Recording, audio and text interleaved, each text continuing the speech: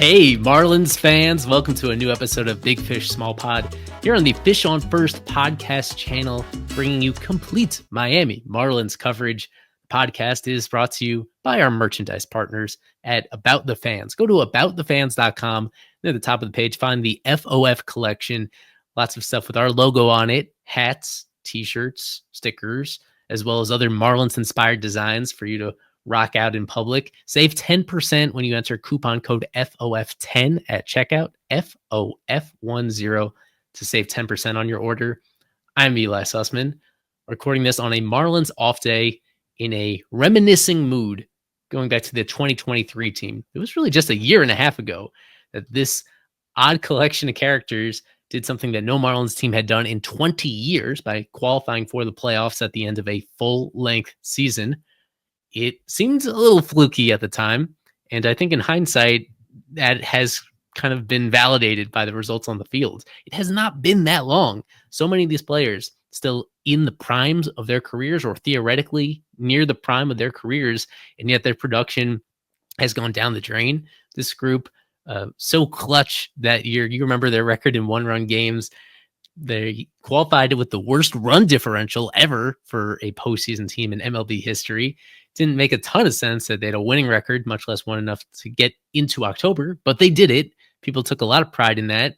It was naturally divisive when the Marlins had a front office change that ensuing offseason, pretty promptly flung themselves into a rebuild. They didn't really give this team a chance to show what it can do the following year and to validate their performance. As painful as that was in the moment, I think it turns out it was for the best, because if you look at where these players are in 2025, most of them not even with the Marlins anymore, man, I mean, would that current group be all that much better than the current rebuild that they're enduring at the big league level in reality under Peter Bendix? Just as a refresher, for those watching on YouTube, they can see the names of players that got the most plate appearances on the Marlins that year. It is headlined by Brian De La Cruz. Led the team in games and plate appearances, runs batted in, a lot of counting stats as their main left fielder that season. Followed closely by Luis Arraez in the plate appearance department. A career year for Arraez, a Marlins single season record with a .354 batting average, hit for more power than we're used to. He was about as clutch as anybody on this team and even provided moderate value defensively at second base. Jorge Soler hit 36 bombs for that team. John Birdie emerged as their primary shortstop down the stretch of that season and hit better than we're accustomed to seeing from him. Jesus Sanchez prominently involved. Jazz Chisholm Jr., his first year as a center fielder. He did miss a chunk of that season due to injury. Still led the team in stolen bases, some other departments. A lot more Ely Gurriel than I may have remembered at the time as a part-time first baseman DH of that group. Gene Segura made it through about half the year as a free agent signing before he was promptly traded and cut by his new team. Garrett Cooper, same deal with him, got traded midway through. Decent, uneven production, I would say, from him prior to that. The catching tandem was Nick Fortes and Jacob Stallings. Neither of them really hit much at all. Neither did Joey Wendell. I mean, Joey Wendell started the year as their shortstop, gradually faded into a bench role as that year went on and missed some time due to injury. Garrett Hampson had a career year at the plate for that team, ended up playing a lot down the stretch at various positions. And of course, at the trade deadline, the acquisitions they made, Josh Bell, Jake Berger, those guys were crucial down the stretch of the season to giving the Marlins a little bit more offense and keeping them afloat. Overall, it was a below average offensive team. They clustered their hits at the right time, and they did just enough in close games to pull through. But this was not a strong offense as assembled. It was highly reliant on Soler's power and on Arraez's singles, with some Bell and Berger mixed in towards the ends that kept them afloat. But yeah, not particularly deep group. And they were limited in terms of how they could score runs. They made it to October despite that. It was more about the pitching. As we shift over there on YouTube, you can see all the guys that threw at least 50 innings for the 2023 Marlins, led by Sandy Alcantara. It was an uneven year for Sandy coming off that Cy Young in 2022. His strikeouts were down, allowed a lot more homers. He did still give the team a lot of volume, 184 and 2/3 innings overall, about 6.5 innings per start. Yeah, there were times where his it was hard to understand exactly what was going wrong here. He was just more hittable than he had been the previous year, still getting a lot of grounders, but the defense behind him wasn't quite as effective as it had been the year before. So he ends up with a 4.14 ERA that year. Yuri Perez emerges early on in May, called up just past his 20th birthday, and he put up a 3.15 ERA in 19 starts that year. You remember they managed his workload in a creative way midway through the year by optioning him to the minor leagues and then bringing him back up later on. He was not as effective down the stretch. He and Sandy both get hurt in September, so they don't actually help them secure the postseason berth or contribute once it gets to October. So thank goodness for Jesus Luzardo, Braxton Garrett. Both of them were staples of the rotation throughout the year, combined for 62 starts over the course of the year with a mid-threes ERA. They end up starting each of those postseason games in the wild card series for the Marlins. Tanner Scott, this is his breakout season where he finally reined in those control issues that had held him back for so long. He turns into the team's closer down the stretch of that season, ends up being on the mound when they clinched the playoff berth itself. 2.31 ERA for Scott that year.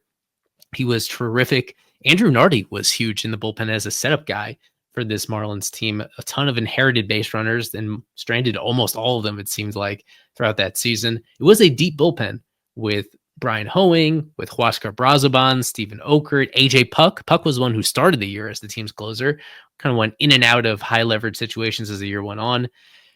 Even George Soriano was solid as a rookie for multi-inning situations with this Marlins team. Johnny Cueto, unfortunately, 10 starts, which I would say was 10 too many for that team. A bust of a free agent signing, posted a 6.02 ERA for Miami over the course of that year. Missed a lot of time due to injury in between. Overall, it was slightly above average pitching staff that this Marlins team had. It kept those games within striking distance a lot of the time. And some very big names in here. It's just that now when we fast forward to the present day, if Marlins had kept this team together, which, financially was in play if they really wanted to, this current group just would not be all that productive collectively in the present day.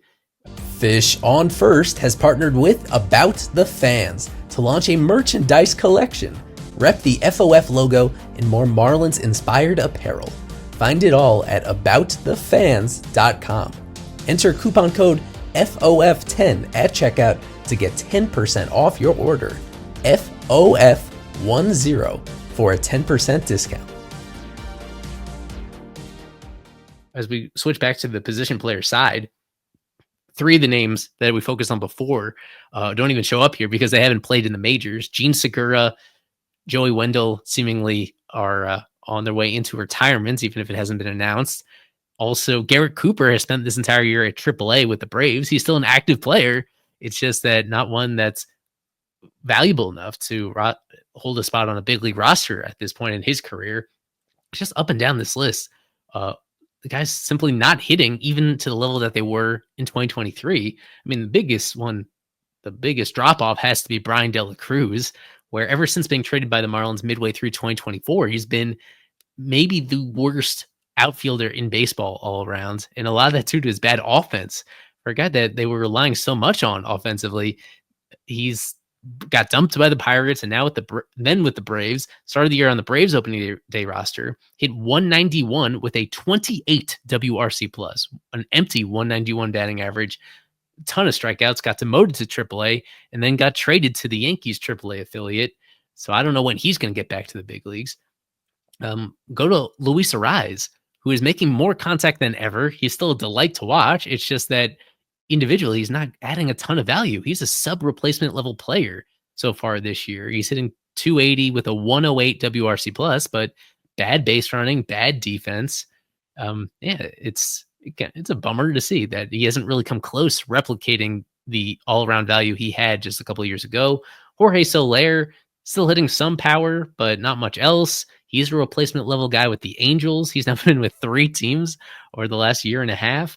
Josh Bell signed a free agent deal with the Nats this offseason, and he is slumped so badly to start the year. He's essentially riding the bench now with a 134 batting average, a 45 WRC plus, where 100 is league average, way below replacement level so far this year. Jake Burger just got demoted to AAA for the Texas Rangers.